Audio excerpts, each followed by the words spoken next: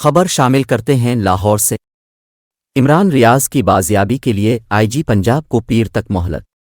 Lahore high court نے آئی جی پنجاب کو عمران ریاض کو بازیاب کرانے کے لیے پیر تک مہلت دے دی۔ چیف جسٹس امیر بھٹی نے عمران ریاض بازیابی کیس کی سماعت کی۔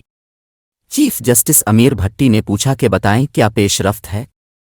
آئی جی پنجاب نے جواب دیا کہ عدالتی احکامات پر میٹنگز کر رہا ہوں، کل بھی ملاقاتیں کی، جو بھی جیو فینسنگ میں آ رہے ہیں ان کا ریکارڈ چیک کر رہے ہیں۔ جیل افسر اور آئی جی پنجاب ذمہ داری ایک دوسرے پر ڈالتے رہے۔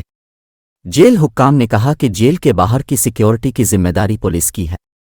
آئی جی نے معاملہ جیل حکام پر ڈالتے ہوئے کہا کہ ہم ہر وقت جیل کے باہر تو نہیں ہو سکتے۔